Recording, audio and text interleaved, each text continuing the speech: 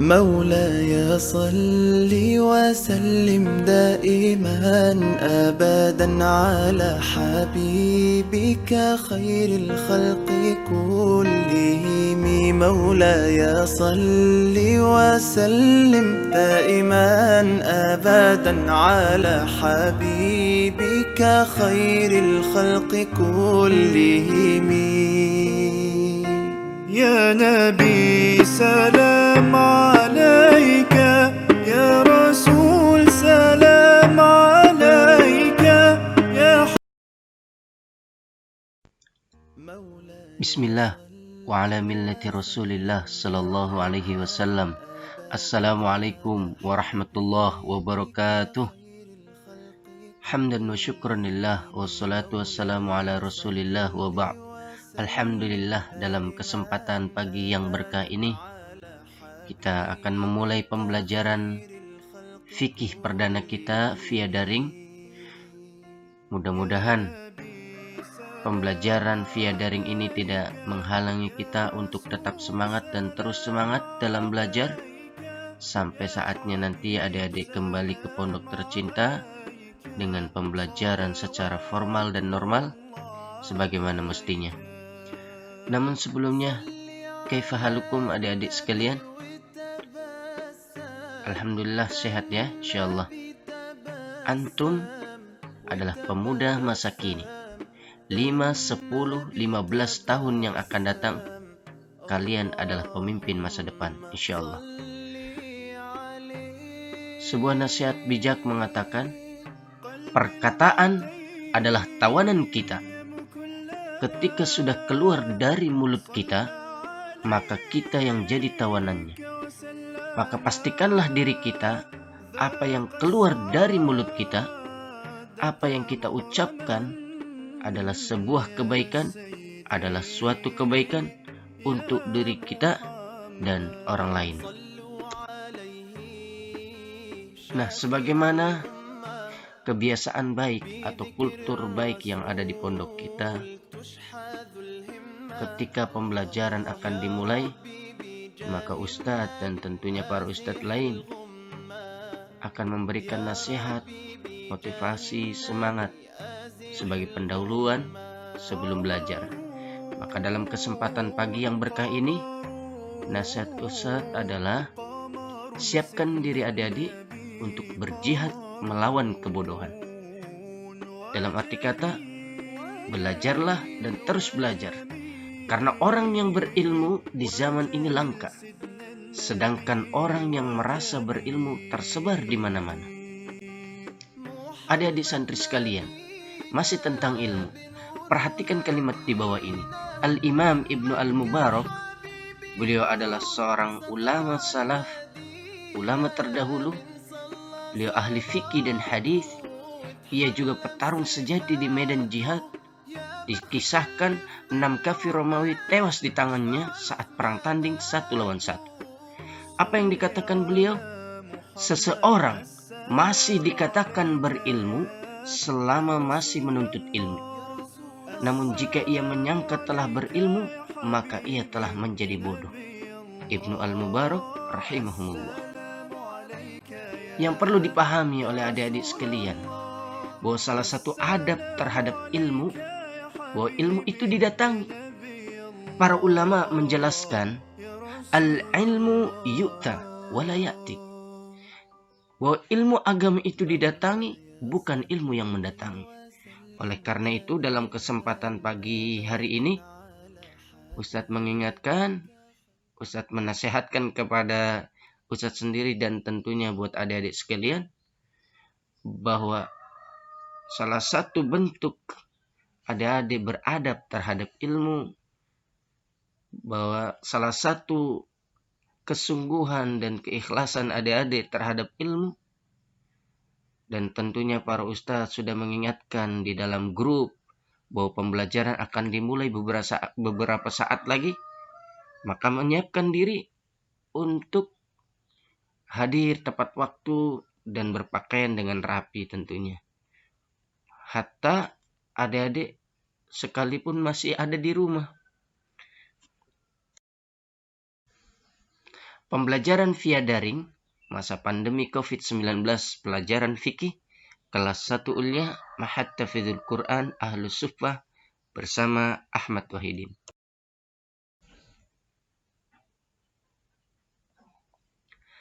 Dalam kesempatan pagi hari ini kita akan membahas tentang bab sholat.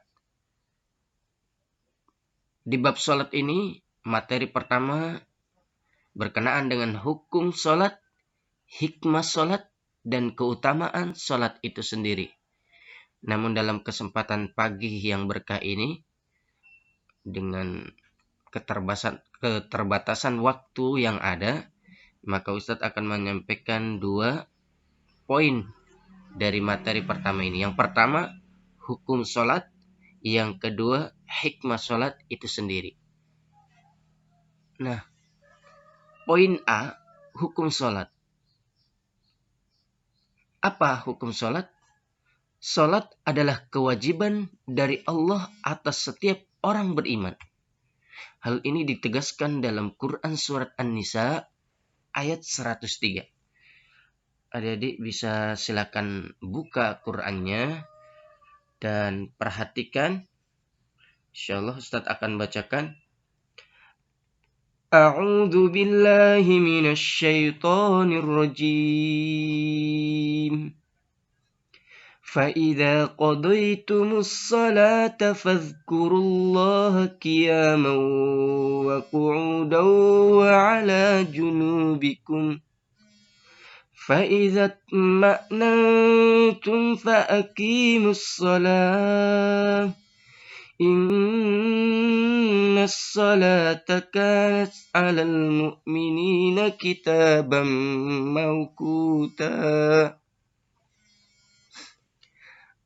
Dalam surat Al-Baqarah di ayat 238 juga Allah berfirman, silakan adik-adik buka Qur'annya, perhatikan ayatnya, pahami artinya. A'udzu billahi minasy syaithanir rajim. Hafidzu 'alas salawat. حافظوا على الصلوات والصلاة الوسطى وقوموا لله قانتين.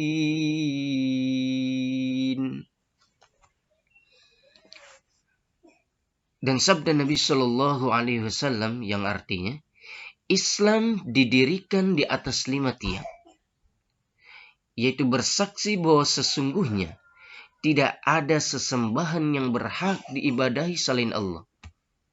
Dan sesungguhnya Muhammad adalah utusan Allah. Mendirikan salat, menunaikan zakat, melaksanakan ibadah haji ke Baitullah, serta berpuasa di bulan Ramadan.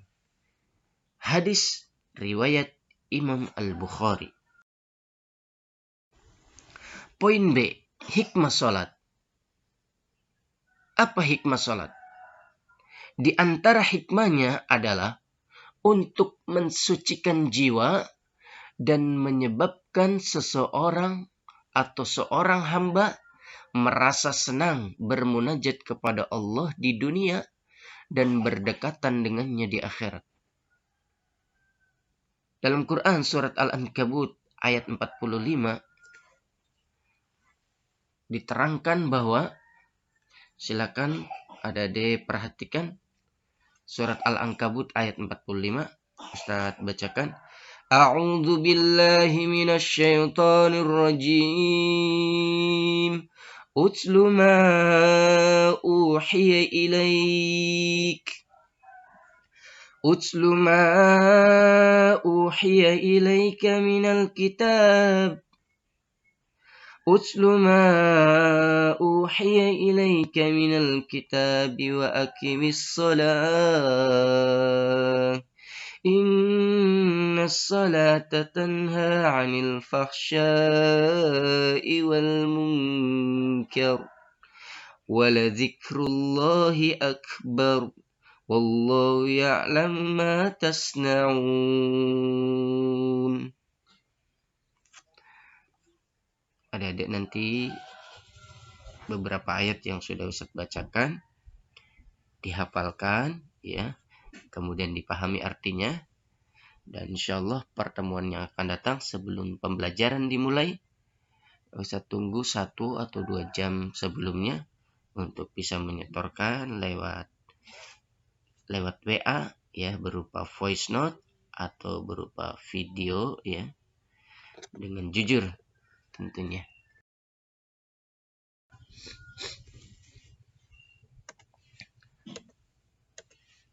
Iya, adik-adik sekalian. Ada pertanyaan yang menarik di sini, dan ini bagian daripada tugas adik-adik untuk bisa menjawabnya. Kemudian setelah pembelajaran langsung dikirim ya, lewat Wapri atau langsung di grup. Kenapa setiap muslim harus sholat? Cari jawabannya minimal 3 ya. Kenapa setiap muslim harus sholat? Baik, perhatikan dalam video ini ada sebuah kisah nyata di salah satu negara di mana ada seorang gadis kecil yang dalam hidupnya dia dikenal ahli sholat, ahlul ibadah. Sholat 5 waktu dia selalu kerjakan tepat waktu. Bahkan beliau juga dikenal dengan ahli tahajud. Takdir Allah kemudian si gadis kecil ini meninggal dunia. Kemudian gadis ini dikuburkan. Kira-kira sekitar 2 tahun berikutnya ada seseorang yang kemudian meninggal dikuburkan di sebelahnya. Dalam video ini dikisahkan bahwa seorang gadis kecil ini dalam mimpi ayahnya, maksudnya ayahnya bermimpi di waktu malam. Dalam mimpinya dia didatangi oleh anaknya. Wahai ayahku, pindahkan kuburku karena orang yang ada di sebelah kuburanku sedang disiksa oleh Allah karena melalaikan sholat, karena meninggalkan sholat, dan aku terganggu olehnya dengan siksaan yang dialami oleh kuburan di sebelahnya. Maka singkat cerita, seorang ayah ini kemudian melaporkan kepada pemerintah setempat, pemerintah yang memiliki otoritas, memohon untuk dipindahkan kuburannya.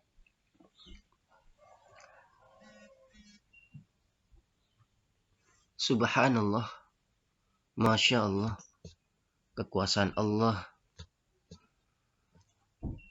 Ketika kuburan ini dibongkar, jasad anak gadis kecil ini masih utuh.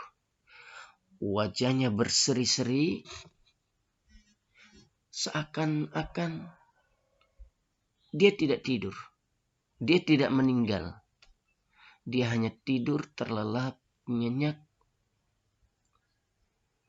Dan seakan-akan seorang gadis ini baru meninggal dunia.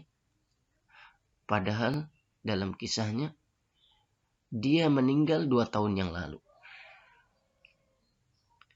Di sini kita bisa mengambil pelajaran bahwa salah satu hadiah atau rizki yang diberikan oleh Allah kepada kita bagi orang yang selalu menjaga sholat, jasadnya dijaga dan di kuburan diberikan rizki. Kemudian bagaimana pelajaran berikutnya? Bahwa ada kuburan di sebelah gadis kecil ini disiksa oleh Allah tiap hari dikarenakan ketika di dunia dia melalaikan sholat. Baik, sebagai penutup, alasan kuat kenapa seharusnya kita bahagia saat sedang sholat. Dijelaskan hal ini oleh Asy-Syaikh Muhammad bin Shalih Al-Utsaimin rahimahumullah. Apa yang dikatakan beliau? Andai kata ada seseorang yang bisa bertemu dengan seorang raja sebanyak 5 kali dalam sehari, tentulah hal ini akan dianggap sebagai keistimewaan yang dimiliki. Dan dia sendiri pun akan bangga seraya berkata, tiap hari saya berbincang dengan raja 5 kali. Sedangkan Anda berkomunikasi dengan rajanya para raja, yaitu Allah, minimalnya 5 kali sehari. Lantas kenapa Anda tidak gembira dengan atau terhadap hal ini? Memujilah kepada Allah atas nikmat ini. Dan tegakkanlah sholat.